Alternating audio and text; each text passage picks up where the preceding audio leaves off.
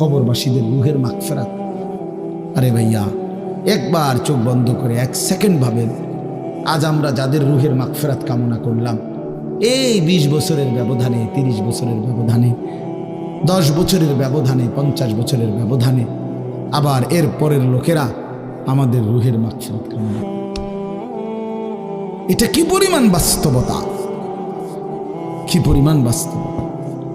এটাকে অস্বীকার করার, না বুঝার কিছুই নাই, মৃত্যুকে না বুঝার কিছুই নেই।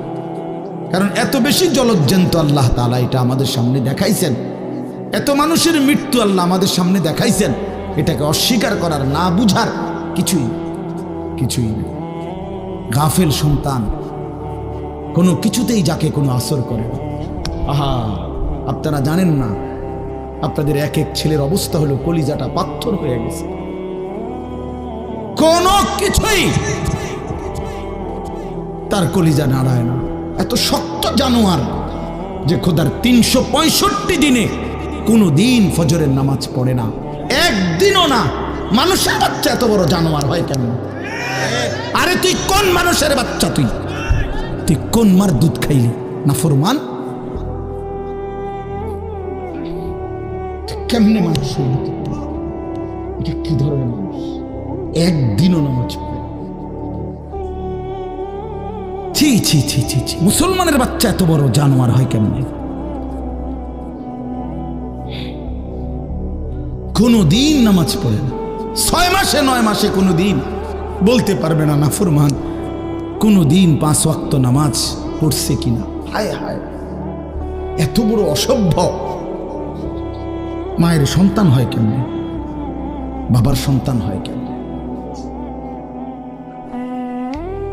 চিন্তা কর, কোনো কিছুই।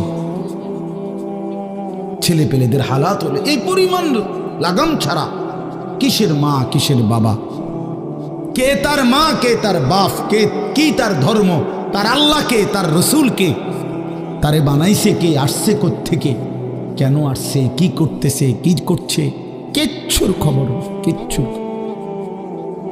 খবর। আসে, হাঁটে, বুট খায়, বন খায়, মোবাইল টিপে, খারাইয়া মতে, বইয়া মতে, বন্ধু বান্ধবীদের সাথে আড্ডা দেয়, মেয়ের পিছনে ঘুরে, অসভ্য অশ্লীল কথাবার্তা বলে। এটা কি এটা জিন্দিগি হলো? ভেবে দেখেন। উফ, কোন সুস্থ স্বাভাবিক মানুষ এমন হয়? বলো ভাইয়া, বলো। রাগ করো না বাপ, কে তোমা করে মনে করাই দিবে? কেউ মনে করায়? হা, বাবা মারও ফিকির শেষ, শুধু টাকা রোজগারের ফিকির। দেশে থাইকা পারো, নইলে বিদেশ গিয়া পারো, কোনো না কোনো ভাবে পয়সা রোজগার করো। টাকা রোজগার করলে মা বাপ খুশি, টাকা রোজগার না করলে না অখুশি, খালাস। এরপরে ইমান আছে কিনা, ইসলাম আছে কিনা, নামাজ আছে কিনা, কোরআন আছে কিনা, আল্লাহ চিনে কিনা, হালাল হারাম কিনা, জায়েজ না জায়েজ না, এত কিছু আমার দরকার। ফুতের জিগায়ও না যে ফুত কামাই যে করতেছ, কি হালাল কামাই করো না হারাম না, এত কিছুর দরকার কি? টাকা দিতেছে, খাইতেছে, ঘুমাইতেছে, বিল্ডিং করতে আসে, জমি কিনতে আসে, আপেল মালটা খাইতেছে।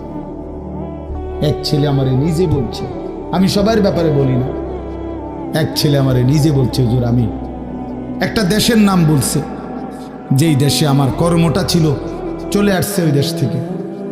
আমার বলছে, হুজুর আমার কর্মটা হলো এই, মদের বার, মদের হোটেলে নারী পুরুষ উলঙ্গ জিনাবে বিচার করে, আমার দায়িত্ব শুধু পাশে দাঁড়িয়ে মদের বোতল নিয়ে দাঁড়ায় থাকা, যতবার তারা চায় অতবার তাদেরকে মদ গ্লাসে ঢেলে দেওয়া, তাদের হাতে তুলে দেওয়া।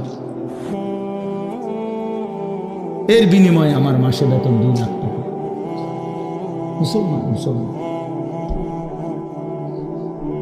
মুসলমানের সন্তান, বাংলাদেশের সন্তান। তো এই টাকা যখন বাবা খাচ্ছেন,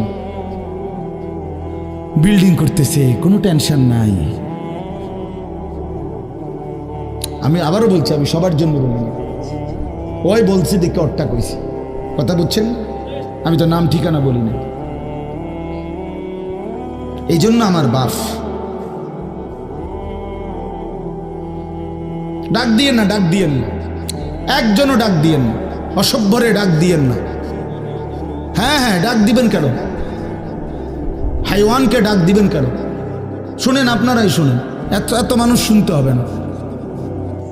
যে যে পাশে দাঁড়িয়ে আছো, আল্লাহর ওয়াস্তে বসো, কষ্ট হলেও বসো ভাই, বসে শুনলে বরকত হবে। মোবাইলটা হাতের যাদের, এটা বন্ধ করে দাও। হাতে ধরা যেই মোবাইলগুলো, এগুলো বন্ধ করে দাও ভাই, এগুলো নামায় ফেলো। আমাদের চেহারার দিকে তাকাইয়া আল্লাহর কথা মনোযোগ দিয়ে শুনলে লাভ হবে।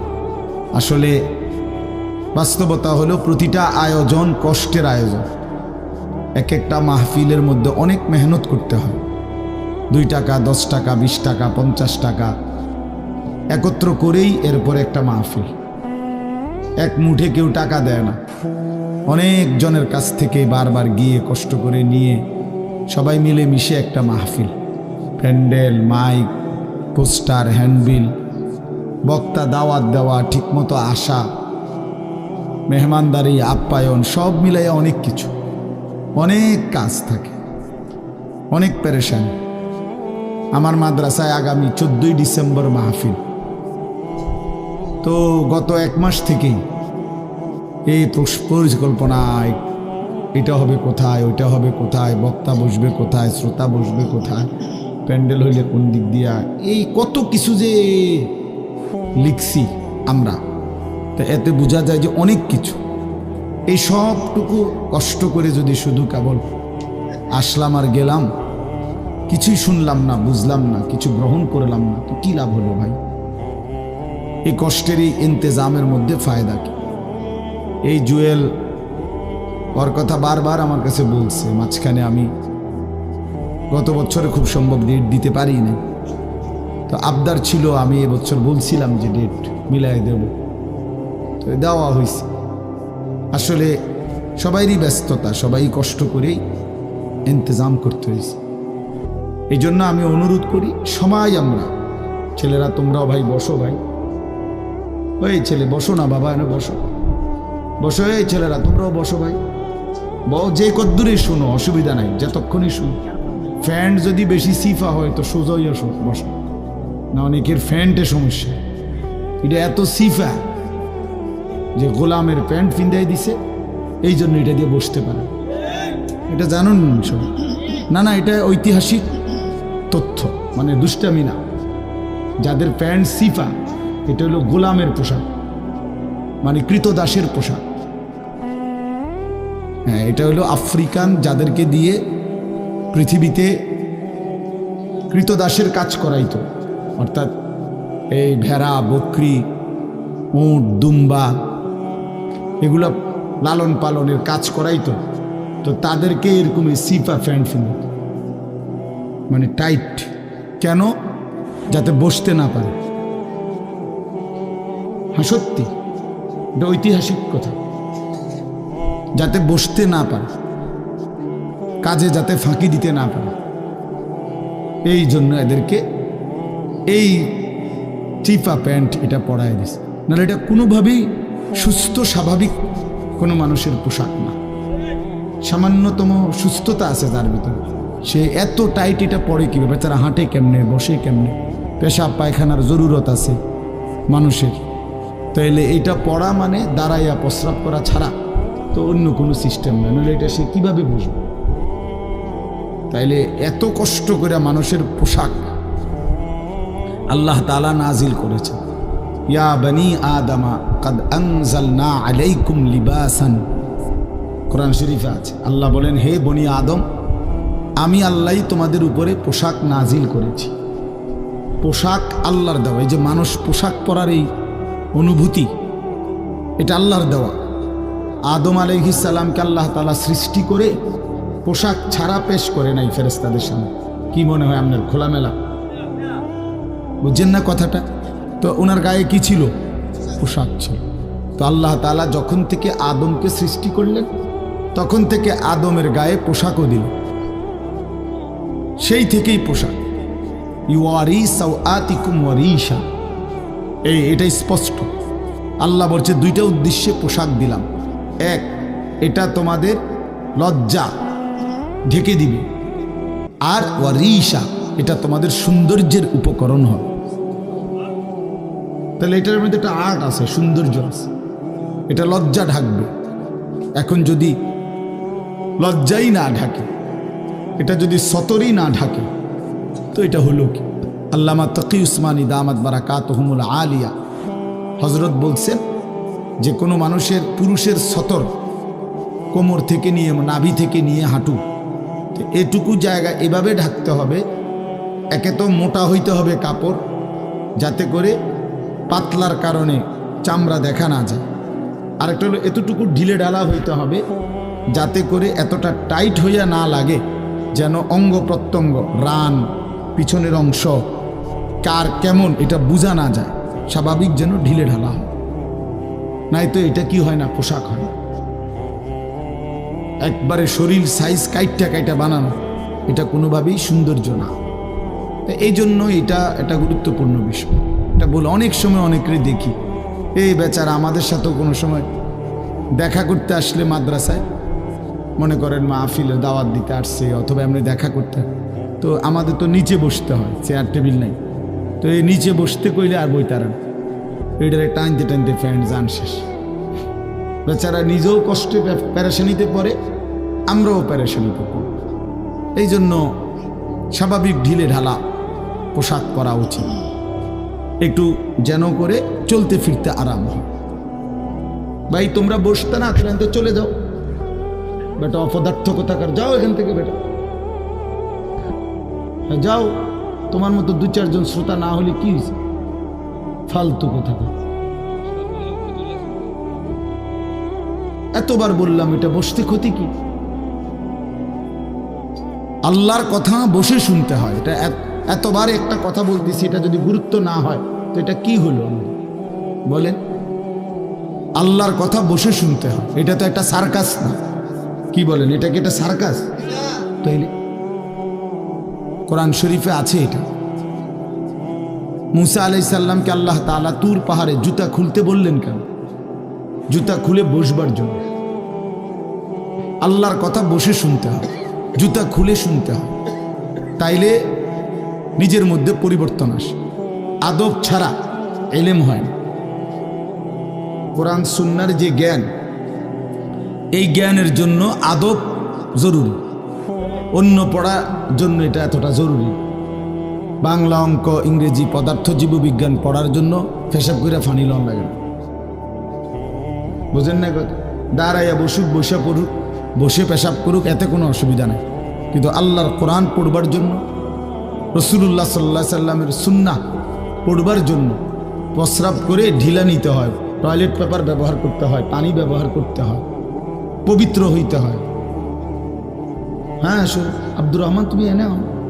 না না না, এখানে আসো। তো এই জন্য এটা জরুরি বিষয়। আমাদের কোরআন এবং সুন্নাহর ইলমের জন্য আপনার আদব জরুরি, আখলাক জরুরি, তাহারাত জরুরি। এই যে এখন এখানে একটা, এটা আপনাদের এটা শুধু একটা মহরানা, বরং এখানেও তো কোরআন সুন্নাহর ইলম বলার জন্যই উলামায়ে কেরাম আপনাদেরকে বসাইছে, ঠিক না? তো তাইলে আদব জরুরি। মাওলানা ইয়াহিয়া বয়ান করতেছিলেন, হ্যাঁ আল্লাহ তাআলা, আমি যেটুকু আইসা মাত্র শুনলাম, আল্লাহ তাআলা হাসরের ময়দানে এক কদম পাও বাড়াইতে দিবেন, জিন্দেগির প্রতি ইঞ্চির হিসাব হবে। আন উমরিহি ফিমা আফনাহু, পুরা হায়াত বান্দা কোথায় ব্যয় করেছো বলো আমাকে, আমার দেওয়া হায়াত। ওয়া আন শাবাবিহি ফিমা আবলাহু, শুধু যৌবনটা কোথায় ব্যয় করেছো সেটা আমাকে আলাদা বলো।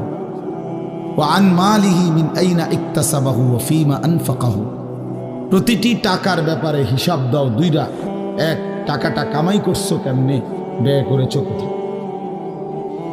ওয়া মাদা আমিলা ফিমা আলিমা, যা যা শিখেছিলা, জেনেছিলে, শুনেছিলে, তা কি পরিমাণ আমল করেছ সেটা বল, সেটা বল। এই জন্য এই বিষয়গুলো জরুরি বাপ। রাসূলুল্লাহ সাল্লাল্লাহু আলাইহি সাল্লাম বলেন, এগুলো উত্তর না দিয়ে কোনো মানব সন্তান হাসরের ময়দানে এক কদম সামনে যাইতে পারবে, এক কদম সামনে যাইতে। কোরআনুল কারীমের মধ্যে আছে, আল্লাহ তাআলা বলেন, ফাওয়ারাব্বিকা লানাসআলান্নাহুম আজমাইন আম্মা কানু ইয়ামালুন। আল্লাহ তাআলা বলেন, আমার কসম, মানে আল্লাহর কসম, আল্লাহ নিজের কসম করে বললেন, আমি অবশ্যই তোমাদেরকে জিজ্ঞেস করব, অবশ্যই অবশ্যই সকলকে, আজমাইন, সকলকেই আমি আল্লাহ জিজ্ঞেস করব, আম্মা কানু ইয়ামালুন, দুনিয়ার হায়াতে যা তোমরা করেছিলে। এই জন্য আল্লাহ তাআলার আড়াল হওয়ার কোনো সুযোগ নেই, হিসাবের বাইরে আমরা কেউ না। আল্লাহ তাআলা বলেন, সুম্মা লাতুসআলুন্না ইয়াওমা ইদিন আনিন নাঈম। আল্লাহ তাআলা বলেন, ওই বাবা, আরে কি প্লাস্টিক না, কথা বলো কেন? আল্লাহ তাআলা বলেন, আমার দেয়া প্রতিটি নিয়ামত সম্পর্কে অবশ্যই আমি তোমাদেরকে জিজ্ঞেস করব, প্রতিটা নিয়ামত। হাদিসের মধ্যে আছে, আল্লাহ তাআলা জিজ্ঞেস করবেন, নবী সাল্লাল্লাহু আলাইহি সাল্লাম বলেছেন, আল্লাহ জিজ্ঞেস করবেন, আলাম নুসিহ জিসমাক, বান্দা আমি মোট এতদিন তোমার শরীর সুস্থ রাখি নাই, সেইটুকু শুকর কি আদায় করেছে বলো? অনুরভিকা মিনাল মা, আমি কি তোমাকে প্রতিবার তৃষ্ণার্ত অবস্থায় পানি পান করিয়ে তোমার তৃষ্ণা নিবারণ করি নাই? যতবার পানি পান করছো, তো এরপরে আমার কি শুকর আদায় করছো বলো বান্দা? আহা, বদনসিব মুসলমান তো আলহামদুলিল্লাহ বলতেও জানে না। পানি পান করে সেরা যে একবার আলহামদুলিল্লাহ বলবে, এটুকু তো জানে, এটুকু তো জানে। তাইলে এই জন্য বললাম, আমরা কিন্তু প্রত্যেকেই আমাদের হায়াত, ইয়াহিয়ার ওই কথার থেকে আমি বললাম, আমাদেরকে উত্তর দিতে হবে। ওয়াকিফুহুম ইন্নাহুম মাসউলুন। আল্লাহ তাআলা বলেন, হাসরের ময়দানে ফেরেশতাদেরকে বলবেন, আমার বান্দাদেরকে দাঁড় করাও, তাদেরকে এখন জিজ্ঞেস করা হবে একজন একজন করে। ওয়াকুল্লুহুম আতিহি ইয়াউমাল কিয়ামাতি ফারদান। আল্লাহ বলেন, সকলকে আমি আল্লাহর সামনে আসতে হবে একজন একজন। ফারদান অর্থ ওয়াহিদান, একজন একজন আমার সামনে এসে দাঁড়াবে, আমার সামনে তুমি একাকী উত্তর দিবে, কোনো দুভাষী থাকবে না, একাকী উত্তর দিবে। এই জন্য বাপ আমার, এটা জরুরি বিষয়, আমাদের জন্য জরুরি বিষয়, আমরা যেন আমাদের জিন্দেগির কদর করি। ছেলেরা তোমাদেরকেও বলি, ভাই, হায়াত এই শুধু শুধু কাটাইয়ার মধ্যে কোনো ফায়দা নেই। বুট খাইতে খাইতে নষ্ট করে দিলা জীবন, সামান্য মোবাইলের জন্য জীবন। একটা মোবাইলের আর কতই দাম, 12, 14, 18,000 টাকা। তো এই সামান্য টাকার একটা মোবাইল, এর জন্য এত সুন্দর হায়াত শেষ করে দাও, এটা ঠিক না। বন্ধুদের আড্ডায় 5 ঘন্টা 6 ঘন্টা জীবন শেষ করে দিলেন। আল্লাহ আমাদেরকে বুঝ দান করেন। এজন্য চলেন, প্রতিটা মাহফিলের বয়ান মনোযোগ দিয়ে শুনবেন, জুমার নামাজের বয়ান মনোযোগ দিয়ে শুনবেন। যখনই ওলামায়ে কেরাম কথা বলে, মনোযোগ দিয়ে শুনলে ধীরে ধীরে পরিবর্তন হয়। মানুষ একদিনে বদলায় না, এটা আমরাও জানি।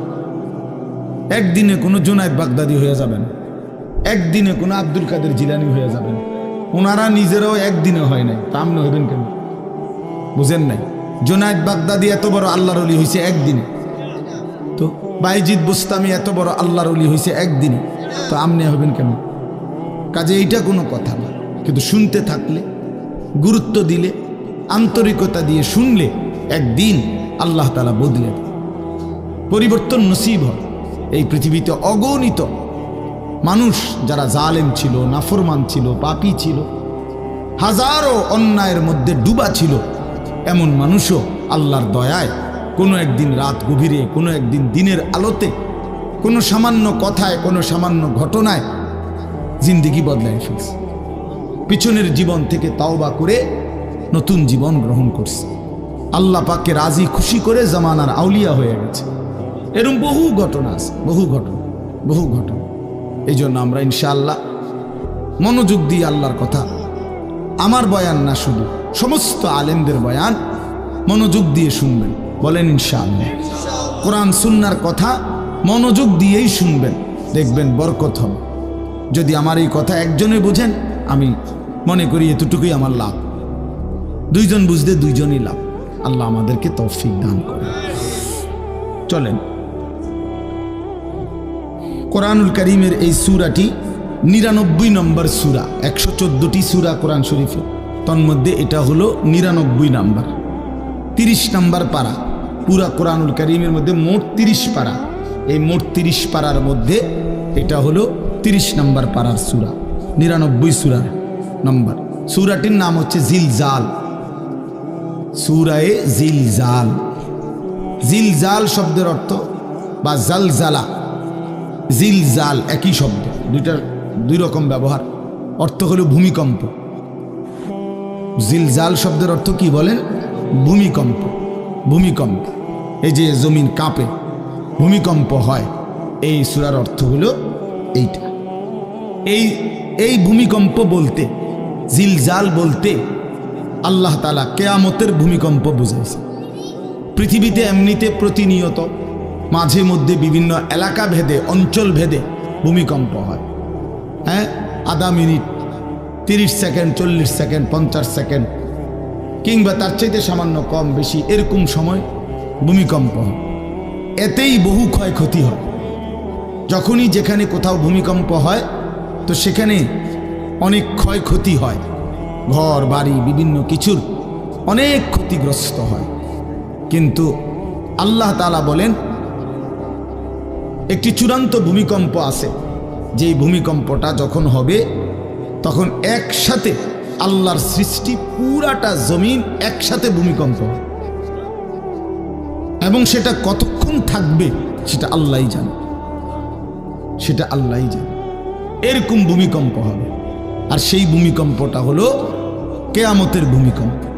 অর্থাৎ এই পৃথিবী ধ্বংস করার জন্য আল্লাহ তাআলা তার গোটা সৃষ্টি জগৎকে মউত দিবেন।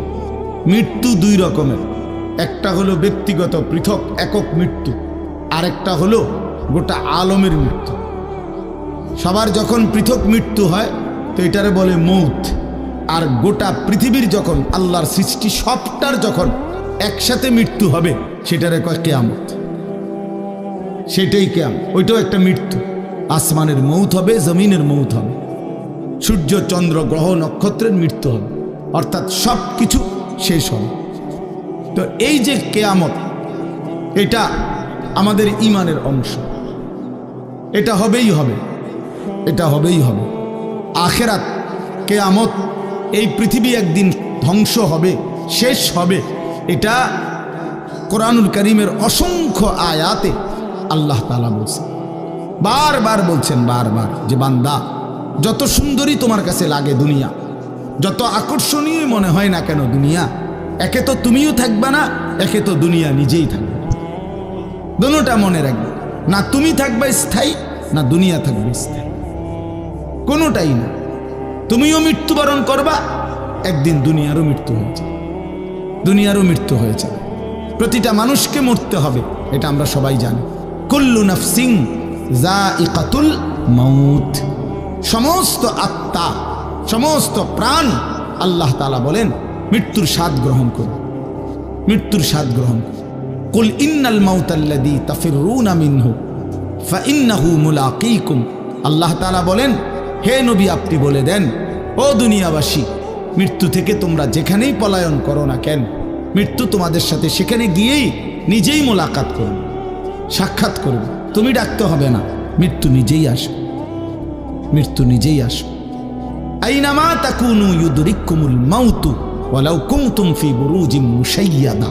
আল্লাহ বলে, তুমি যদি এমন একটা বিল্ডিং বানাও, ঘর বানাও, যে ঘরটা অনেক উঁচা, যে ঘরটার উপর দিয়া কেউ ভিতরে ঢুকতে পারবে না, যে ঘরটার মধ্যে একটা ছিদ্র নাই, একদম আটকানো, তো এরকম একটা ছিদ্রবিহীন সুউচ্চ ঘরও যদি তুমি বানিয়ে তার ভেতরেও তুমি আশ্রয় নাও, তো ইউদরিকুমুল মাউতু, মৃত্যু তোমার সেখানেই পৌঁছবে, তোমার সেখানেই পৌঁছবে।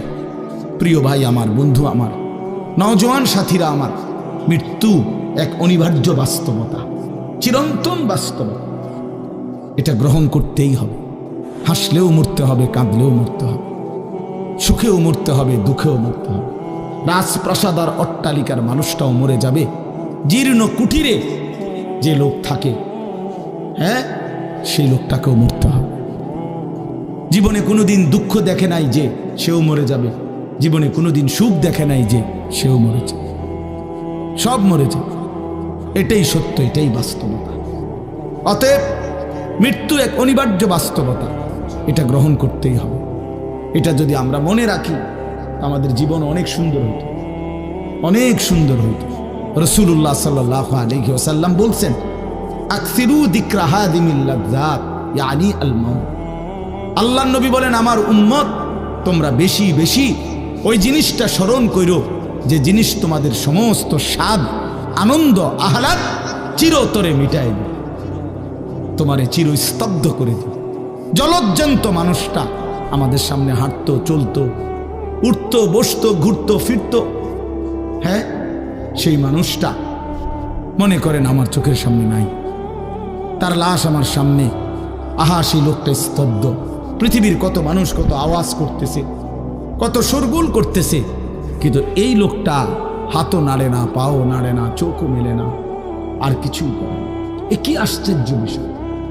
চোখের সামনের এই মানুষটা নাই, কি হলো তার? কে তারে থামাই দিল? কে তারে স্তব্ধ করে দিল? এ তো আমার মতো ঘুরতো, ফিরতো, হাঁটতো। আহ, আমার আব্বারে আমি কত দেখছি, একদিন আমার আব্বা চলে গেলেন। আমার দাদারে আমি কত দেখছি, আমার দাদা একদিন চলে গেলেন। আমার জ্যাঠারে আমি দেখে আসছি, দোয়া করে আসছি, ফু দিয়ে আসছি। এক সপ্তাহ পরে জ্যাঠা ইন্তেকাল করলেন।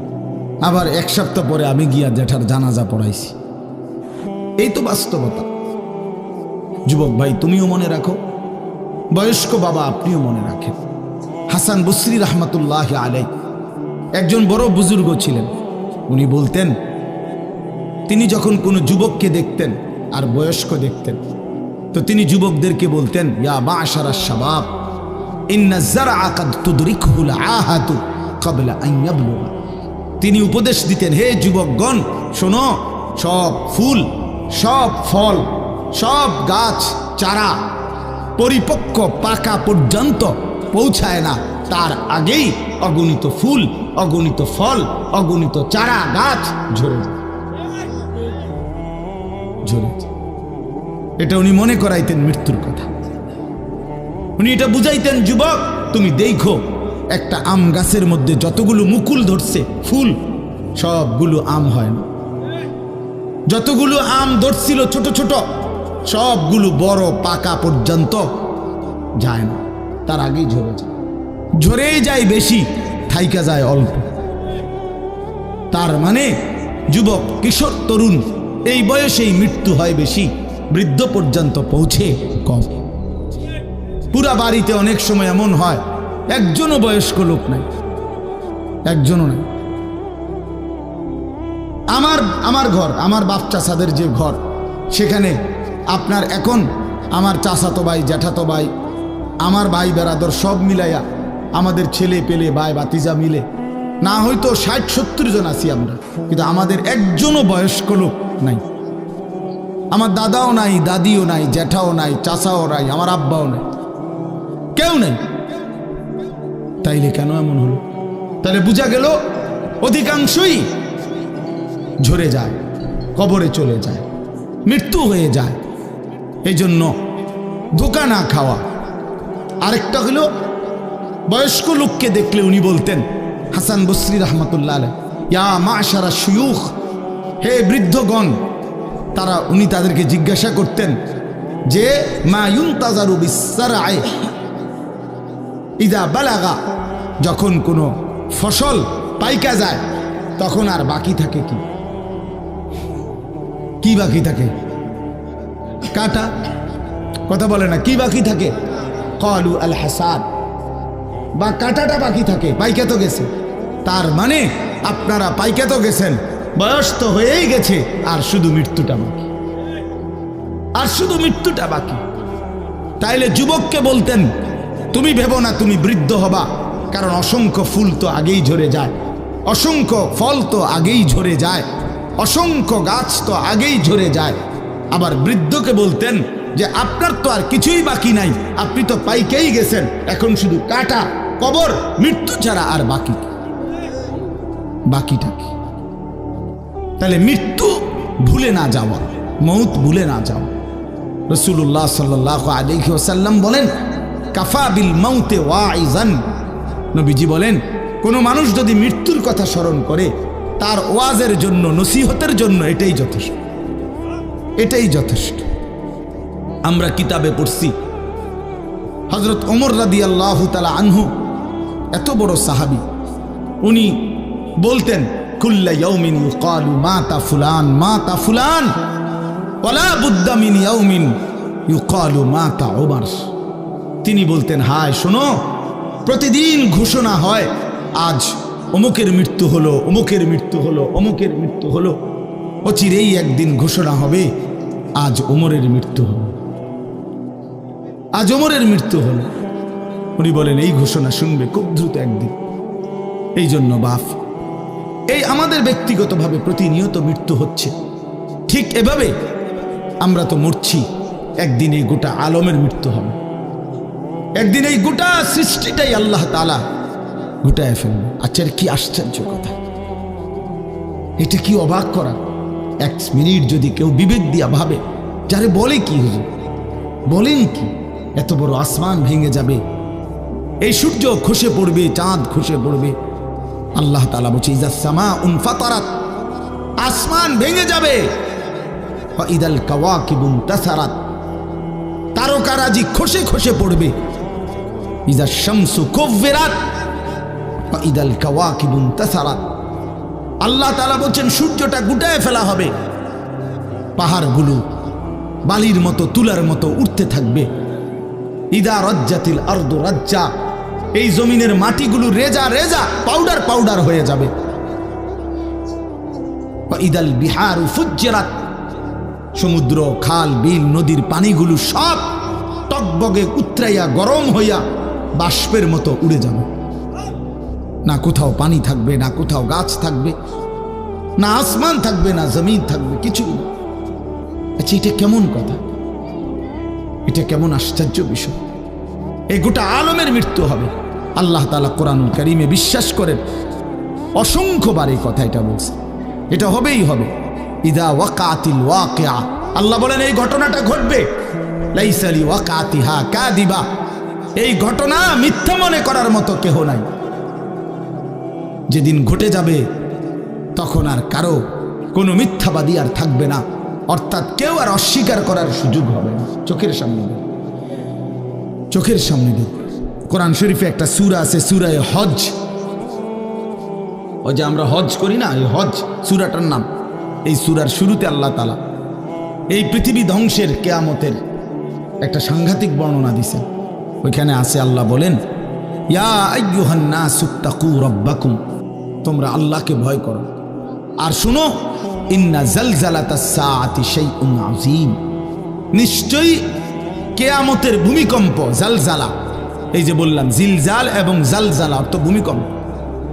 আল্লাহ বলেন কিয়ামতের ভূমিকম্প, ইসরাফিল যখন ফু দিবে, আমার এই পৃথিবী যখন ভাঙতে শুরু করবে, এই সৃষ্টি জগৎ পুরাটা যখন আমি আল্লাহ গুটায় ফেলবো, ওয়াস সামাওয়াতু মাতবিয়াতুম বিয়ামিনি, আল্লাহ বলেন 7 আসমান আমি আল্লাহ তাআলার হাতের মধ্যে গুটায় ফেলবো,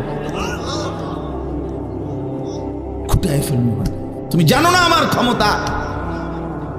কুল্লু মান আলাইহা ফান ওয়া ইয়াবকা ওয়াজহু রাব্বিক, সব শেষ করে দেব আমি, শুধু আমি আল্লাহই থাকব, শুধু আমি আল্লাহই থাকব।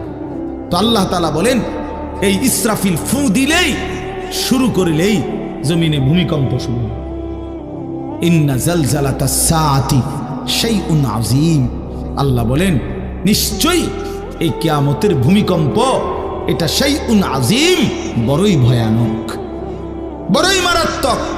কারণ দুনিয়ার ভূমিকম্প এক নাম্বার হলো, বর্তমানের ভূমিকম্প কখনো 30 সেকেন্ড, কখনো 40 সেকেন্ড, কখনো 47 সেকেন্ড, 50 সেকেন্ড, এই সেকেন্ড সেকেন্ড, মিনিট না, 47 মিনিট নি ভূমিকম্প হয়। কথা কর না কেন, 30 মিনিট ভূমিকম্প হয়। 30 মিনিট ভূমিকম্প হইলে আমাদের 14 গোষ্ঠী থাকবো নি? 30 সেকেন্ড, 40 সেকেন্ড হয় ভূমিকম্প।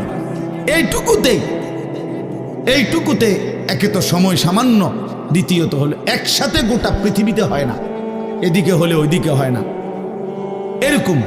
কিন্তু আল্লাহ তাআলা বলেন ইসরাফিল ফু দিলে যে ভূমিকম্পটা হবে, সেই ভূমিকম্পটা গোটা পৃথিবী একসাথে নাড়ায় দিবে, একসাথে মরে। 47 সেকেন্ড না, কতক্ষণ সেটা আল্লাহই জানে। তখন অবস্থা কি হবে, মানুষের আতঙ্ক, এই ভূমিকম্পে আতঙ্ক। হ্যাঁ, আমি একবার চাঁদপুর মাহফিলে ছিলাম, রাত্রে ঘুমাইছি মসজিদের রুমে, ইমাম সাহেবের রুমে। এই সময় ভূমিকম্প আইছে, দরজা খুলে দিছি দৌড়, মসজিদের মাঠে আইছি দাঁড়াইয়া, চাই যে পুরা গ্রামের মানুষ সব আইসা বলছে হই হুল্লুর চিৎকার, হায় হায়। অথচ সবাই চিৎকার দিতে দিতে ভূমিকম্প শেষ। ভূমিকম্প হয়েছেই তো অল্প একটু, কিন্তু এটুকুর আতঙ্কেই যা হুজুর পাবলিক বরাবর। কিসের হুজুর আর কিসের পাবলিক, বক্তা শ্রোতা সমান। এই এখন মনে করেন ভূমিকম্প হইলে আমরা সব দিন দৌ, আমি বুজুর্গি দেখাইব, এটা হ্যাঁ আমি একটা বড় হুজুর বেটা প্রধান বক্তা, আমি লড়লে কি মানুষ কি করব, আপনি কি করবেন আমার সময় কো, আমার জান নিয়ে আল্লাহু আকবার।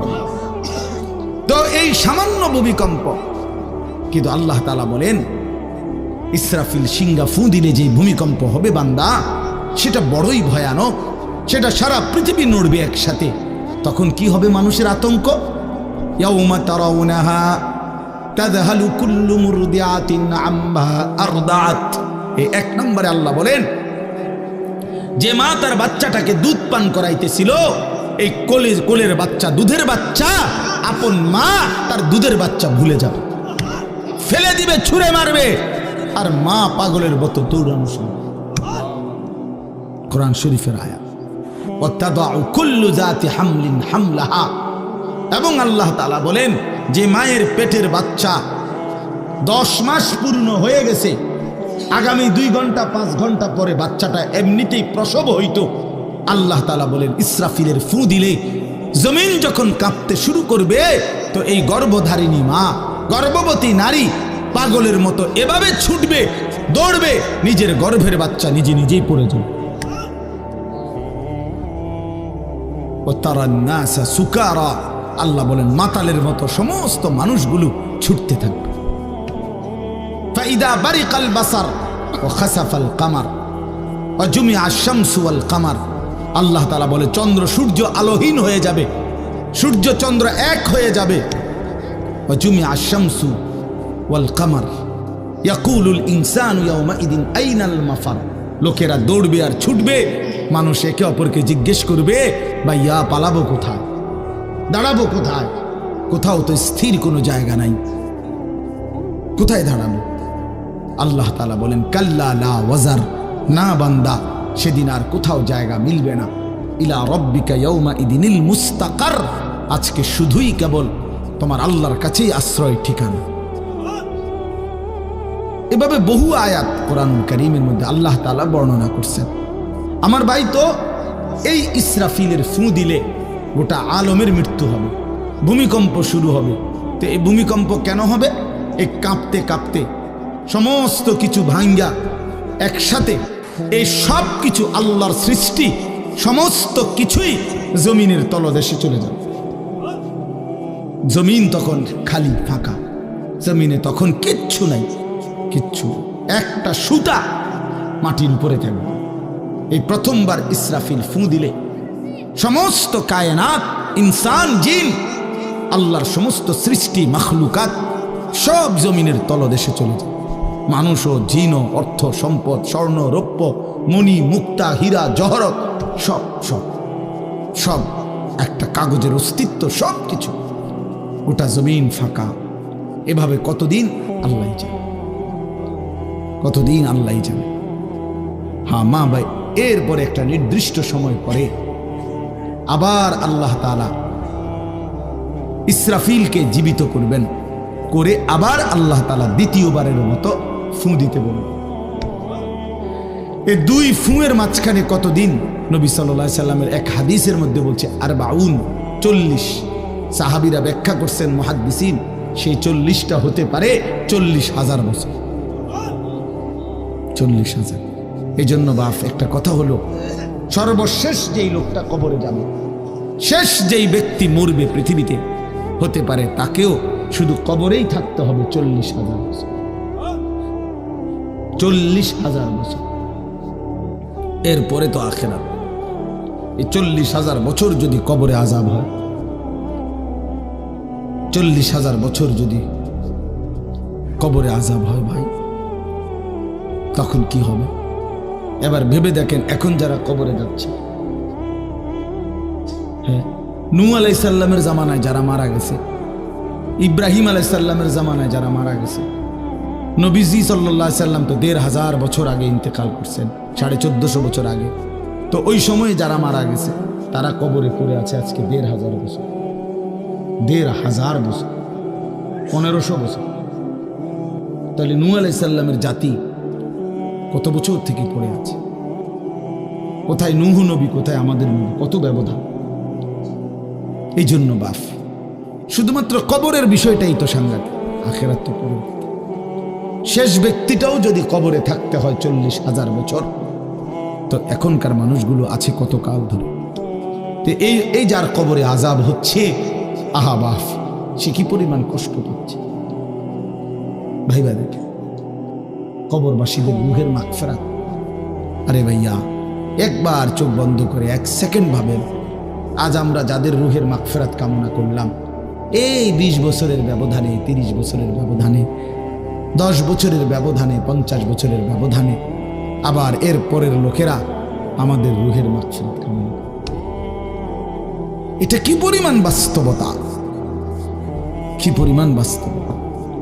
এটাকে অস্বীকার করার, না বুঝার কিছুই নাই, মৃত্যুকে না বুঝার কিছুই নেই। কারণ এত বেশি জলজ্জান্ত আল্লাহ তাআলা এটা আমাদের সামনে দেখাইছেন, এত মানুষের মৃত্যু আল্লাহ আমাদের সামনে দেখাইছেন, এটাকে অস্বীকার করার, না বুঝার কিছুই নেই। তো চলেন, এরপরে আল্লাহ তাআলা ইসরাফিলকে আবার জীবিত করবেন। জীবিত করে আল্লাহ তাআলা ইসরাফিল আলাইহিস সালামকে বলবেন, ইসরাফিল আবার তুমি সিংহায় ফুঁ দাও। এইবার যখন সিংহায় ফুঁ দিবে, তখন ইসরাফিল আলাইহিস সালামের এই দ্বিতীয় ফুঁতে আবার ভূমিকম্প শুরু। আবার কি শুরু হবে? ও মাঝখানে ভাই, ওই ছেলে অপদার্থ, কথা বলো না, হাসাহাসি করো না, কারো কথা বাকি থাকলে, দুষ্টামি বাকি থাকলে উঠে চলে যাও, বাহিরে আলাদা জায়গা আছে। গাফেল সন্তান কোনো কিছুতেই যাকে কোনো আসর করে না। আহা, আপনারা জানেন না, আপনাদের এক এক ছেলের অবস্থা হলো কলিজাটা পাথর হয়ে গেছে, কোনো কিছুই তার কলিজা নাড়ায় না। এত শক্ত জানোয়ার যে খোদার 365 দিনে কোনো দিন ফজরের নামাজ পড়ে না, একদিনও না। মানুষের বাচ্চা এত বড় জানোয়ার হয় কেন? আরে তুই কোন মানুষের বাচ্চা? তুই কোন মার দুধ খাইলি? না ফরমান, কেমনে মানুষ? কি ধরনের মানুষ? একদিনও নামাজ পড়ে? ছি ছি ছি ছি ছি, মুসলমানের বাচ্চা এত বড় জানোয়ার হয় কেন? কোনো দিন নামাজ পড়ে না, 6 মাসে 9 মাসে কোনো দিন বলতে পারবে না নাফরমান কোনো দিন 5 ওয়াক্ত নামাজ পড়ছে কিনা। হায় হায়, এত বড় অসভ্য! মায়ের সন্তান হয় কেমনে? বাবার সন্তান হয় কেমনে? চিন্তা কর, কোনো কিছুই।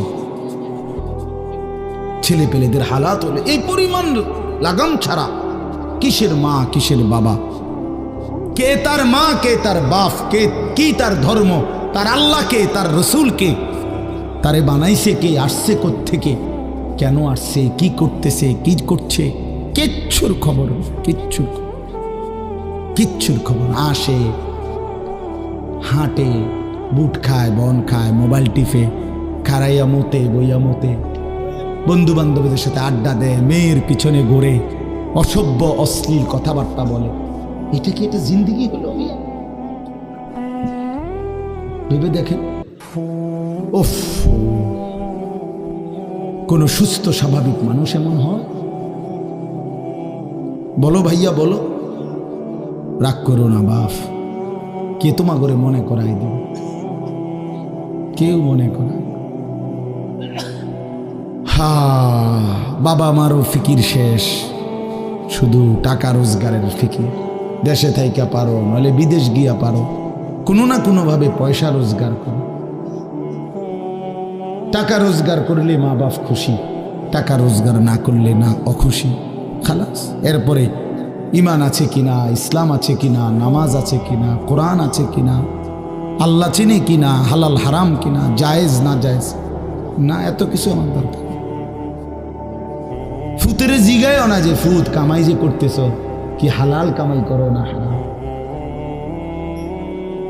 না, এত কিছুর দরকার কি? টাকা দিতেছে, খাইতেছে, ঘুমাইতেছে, বিল্ডিং করতে আসে, জমি কিনতে আসে, আফেল মালটা খাইতেছে। এক ছেলে আমারে নিজে বলছে, আমি সবার ব্যাপারে বলি না, এক ছেলে আমারে নিজে বলছে, হুজুর আমি একটা দেশের নাম বলছে, যেই দেশে আমার কর্মটা ছিল, চলে আসছে ওই দেশ থেকে।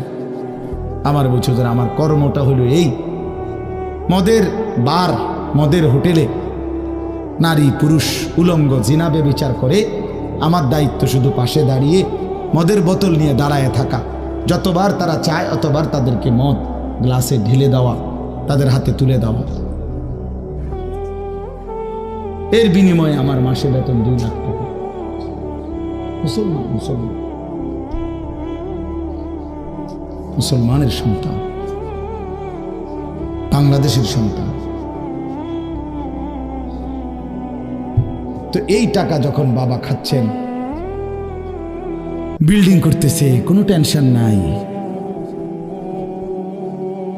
আমি আবারও বলছি, আমি সবার জন্য বলি না, ওই বলছি দেখে ওরটা কইছি, কথা বুঝছেন?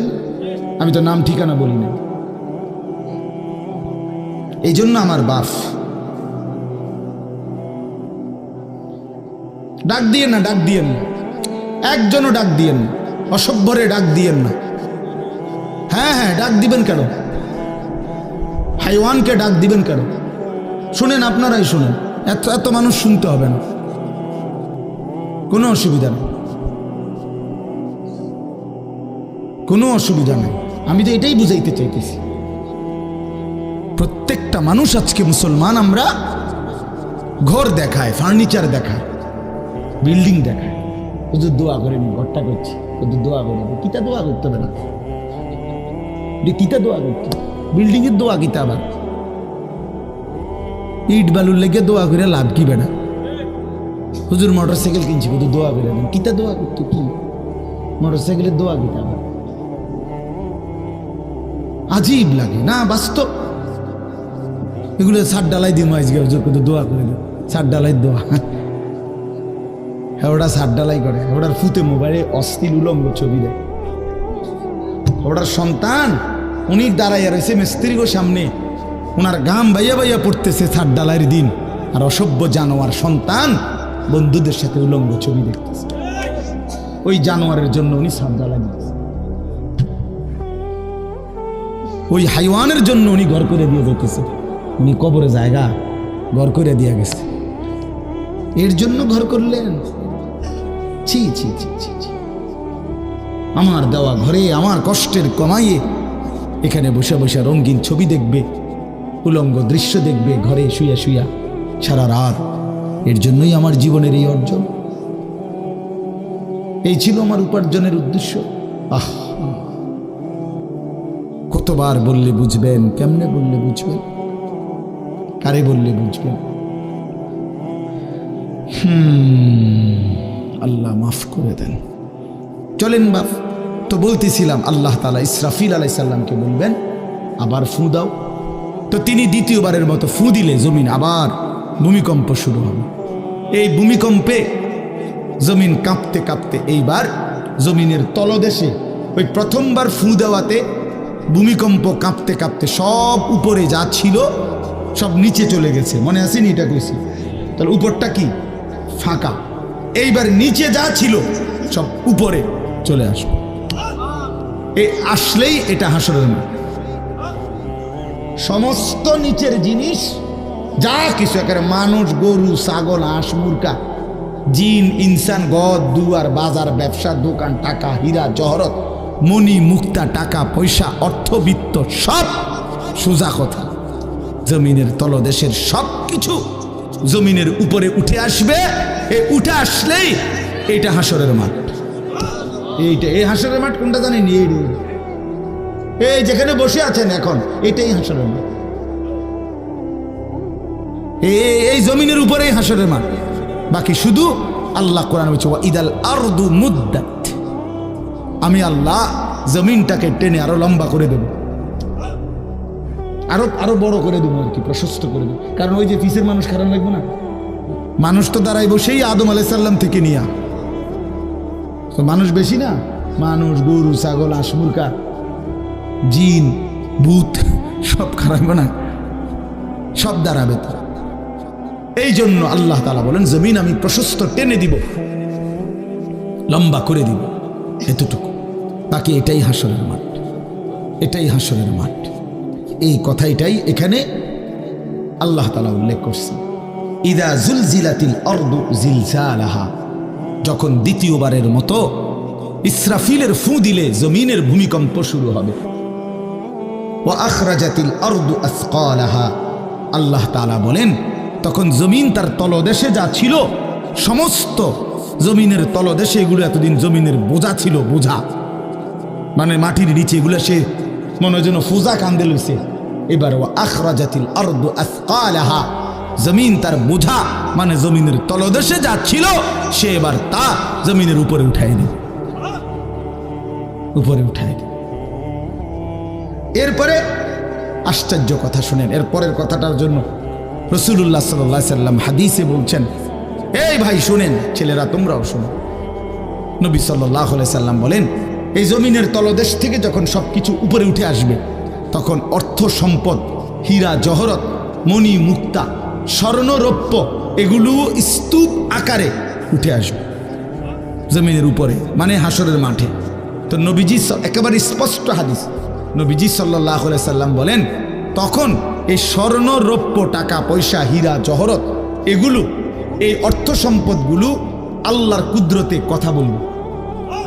স্বর্ণের টুকরা কথা বলবে, কথা বলবে, রৌপ্যের টুকরা কথা বলবে, এগুলো কথা বলবে।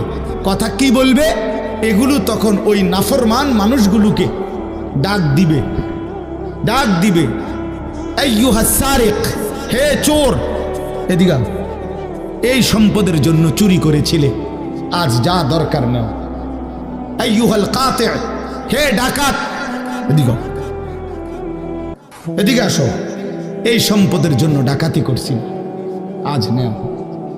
হে আত্মীয়তার, আইয়ুহাল কাতি, আত্মীয়তার সম্পর্ক ছিন্নকারী ব্যক্তি, আসো।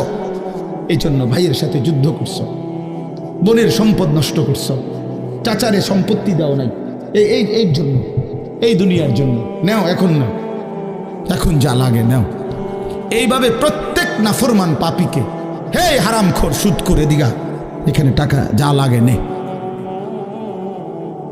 নে বাটপার, এখান থেকে টাকা নে, কি পরিমাণ টাকা দরকার ছিল নে। এইভাবে রাসূলুল্লাহ সাল্লাল্লাহু আলাইহি সাল্লাম বলেন দুনিয়ার এই সম্পদগুলো কথা বলবে আর ডাকবে। ডাকলে মানুষ, আচ্ছা এটা তখন কেরম লিখবো? কথা বোঝেন নাই?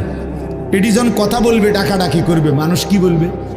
লোকেরা তো সবাই দাঁড়াইছে, মানুষও তো দাঁড়াইছে, তারারই তো ডাকতেছে, তো তারা কি বলবে? ওয়াকালাল ইনসানু মা লাহা, আল্লাহ নিজেই বলতেছে, লোকেরা তখন মানুষগুলো বলবে মা লাহা, এটা কি হলো?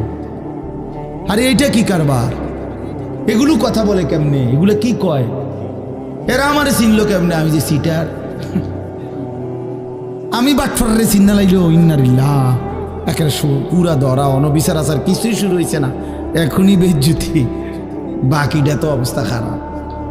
মানে অর্থাৎ মানুষগুলো অবাক হয়ে বলবে মা লাহা, কি হলো জমিনে, কি হলো এগুলোর, এরা এমন করছে কেন, এরা কথা বলছে কেন?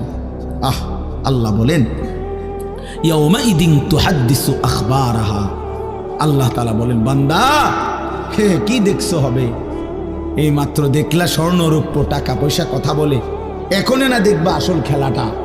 ইয়াউমাইদিন তুহাদ্দিসু আখবারাহা, আল্লাহ বলেন এখন দেখবা সরাসরি এই হাসরের মাঠে তোমার সামনে তোমার পায়ের নিচের জমিন তোমার পুরা জিন্দেগির কথা, তোমার যত তথ্য ভালো কিংবা মন্দ, নেক কিংবা গুনাহ, তোমার সমস্ত কিছু রাতের কিংবা দিনের, একাকী কিংবা প্রকাশ্যের, গোপন কিংবা আড়ালের, আল্লাহর কসম জমিন সবটা এখন তোমার সামনে বলে দিবে। ইয়াউমাইদিন তুহাদ্দিসু আখবারাহা, রব্বুল আলামিন বলেন জমিন সবটা কথা বলে দিবে, ভালোটাও মন্দটাও, আলোটাও অন্ধকারটাও, একাকীও অন্ধকারেও, প্রকাশ্যেও সবার মাঝেও সব বলে দিবে। রাতের চুরি বলে দিবে, রাতের তাহাজ্জুদ তাও বলে দিবে, মদের আড্ডার কথাও বলে দিবে, জুয়ার আড্ডার কথাও বলে দিবে। সারা রাত যুবক উলঙ্গ ছবি দেখেছ, আল্লাহর কসম সেটাও বলবে। যে যুবক মালিকের সেজদা দিয়েছে সেটাও বলবে। তাহাজ্জুদ শোনাবে, আবার সবার সাথে যে জামাতে নামাজ পড়েছে এটাও বলবে, সব কিছু বলে দিবে। আল্লাহ বলেন যদি মানুষ ভাবতে চাও জমিন কিভাবে কথা বলে, স্বর্ণরৌপ্য কিভাবে কথা বলে, আল্লাহ বলেন বিআন্না রাব্বাকা আওহা লাহা, আল্লাহ তাআলা আদেশ করেছেন বলেই কথা বলে। আল্লাহ বললে, হুকুম করিলে আল্লাহর গোটা কায়নাত, গোটা সৃষ্টি জগৎটাই কথা বলে। ও শাহিদা আলাইহিম সামউহুম ওয়া আবসারুহুম ওয়া জুলুদুহুম বিমা কানু ইয়ামালুন। আল্লাহ বলে হাসরের ময়দানে বান্দা তোমার কান, তোমার চোখ, তোমার সারা দেহের চামড়া, জুলুদুহুম তোমার সারা দেহের চামড়া, হাসরের ময়দানে তোমার পুরা জিন্দেগির কর্মকাণ্ড বলে দিবে। চামড়াগুলো বলবে, চামড়া, মানুষের শাহওয়াত চামড়াতে। এই জন্য সমস্ত যৌনতার ঘটনা, অসভ্যতার ঘটনা শরীরের চামড়া বলে দিবে। মানুষের শাহওয়াত চামড়ায়, কথা বুঝছেন কিনা? হ্যাঁ, চর্মে, চামড়ার মধ্যে শাহওয়াত, কামনা, বাসনা, যৌন চাহিদা। এই জন্য যত লোক দেখবেন বিভিন্ন হসপিটালে, যত ডাক্তার চর্মরোগের ডাক্তার, তত লোক যৌন রোগেরও ডাক্তার। হ্যাঁ, চর্ম ও যৌন রোগ বিশেষজ্ঞ, এটা একই বিষয়, একই চ্যাপ্টার। চামড়া মানে আল্লাহ তাআলা বলেন তোমার চামড়া বলে দিবে কত রাত কত দিন নারীর প্রতি অবৈধ আগ্রহ, অস্থিরতার, বেহায়াপনার, অসভ্যতা করেছিলে।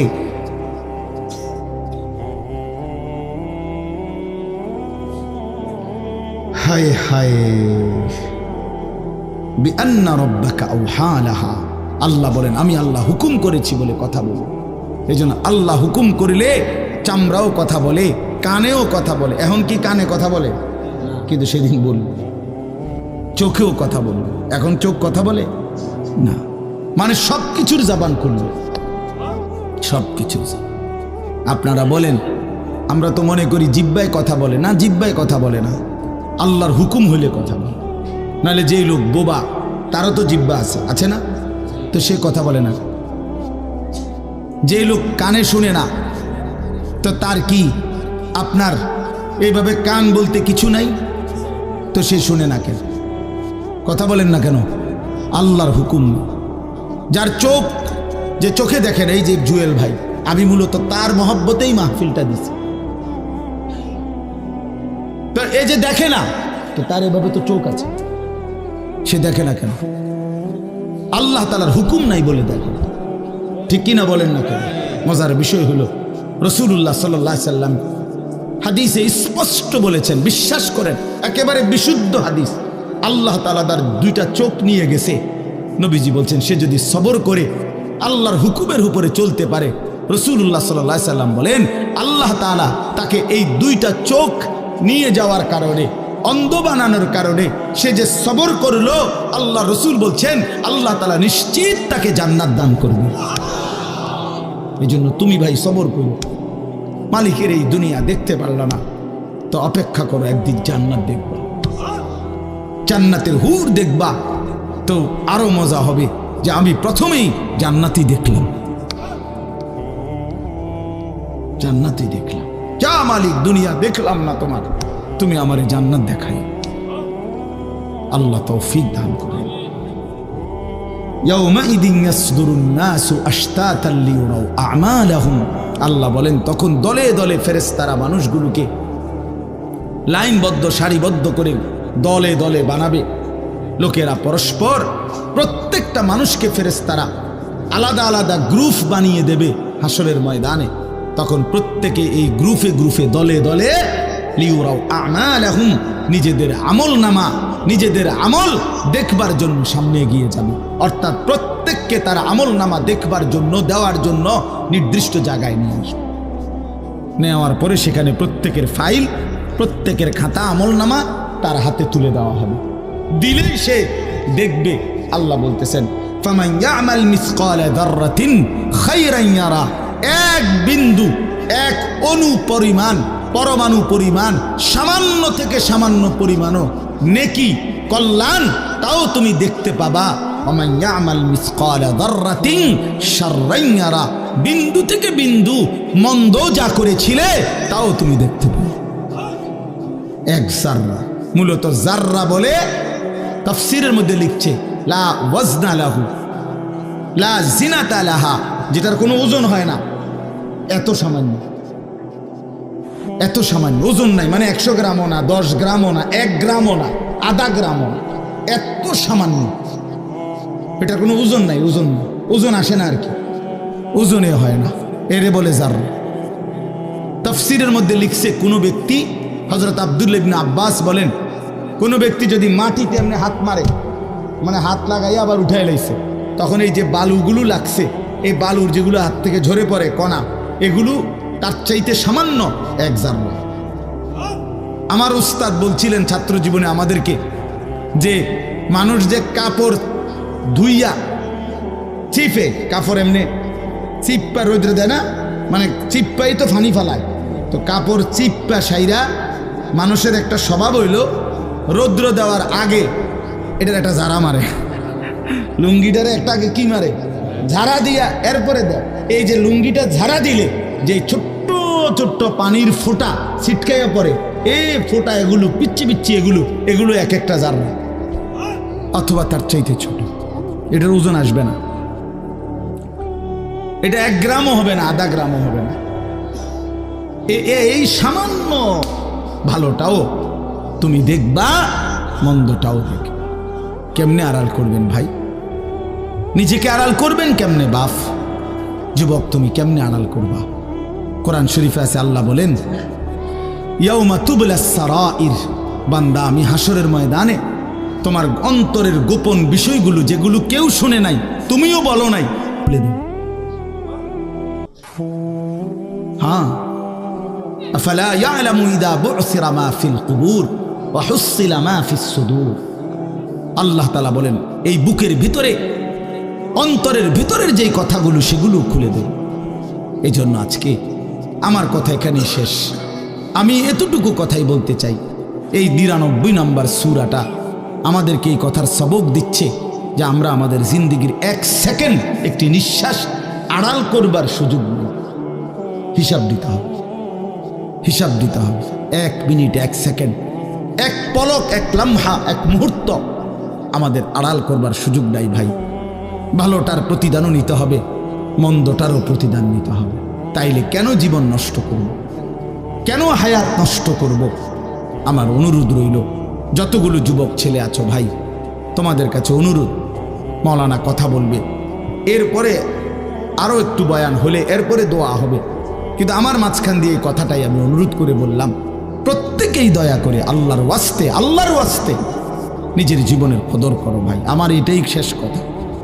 যুবক ছেলেরা, তুমি আমার সাথে এখন যাইবা না, আমিও তোমার সাথে যাব না।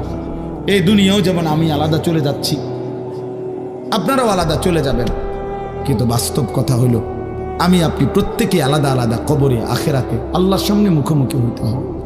এই জন্য হাত জোড় করে অনুরোধ করছি ভাই, নিজেরে নষ্ট করো। একটা ছেলেও যদি বুঝো, আমার অনুরোধ রইল তোমার প্রতি, তুমি নষ্ট হইও না, চরিত্রহীন হইও না, তুমি হায়াতটা শেষ করে দিও, কষ্ট পাইবা। এই নারী ছবি, অশ্লীল দৃশ্য, উলঙ্গপনা, বেহায়াপনা, এই জেনা ব্যভিচারের দৃশ্য, এগুলো দেখো না। চেষ্টা করো 5 ওয়াক্ত নামাজ পড়তে, 5 ওয়াক্ত নামাজ পড়তে হিম্মত করলে পারবা ভাই। পেশাব পায়খানার পরে টয়লেট পেপার ব্যবহার করো, পানি ব্যবহার করো, দেখবা শরীর পবিত্র থাকলে আল্লাহর ইবাদত করতেও মন চায়। মূলত মানুষ অনেকের যাদের নামাজ ছুটে যায়, তাদের একটা বড় কারণ হলো তার শরীর অপবিত্র, শরীর নাপাক। আর নাপাক দেখে নেক কাজের তামান্না, আগ্রহ জাগে না। এই জন্য ওই যে পেশাব করে পানি নেয় না, টয়লেট পেপার ব্যবহার করে না, এই অসভ্য এই কারণে নামাজ পড়তে চায়।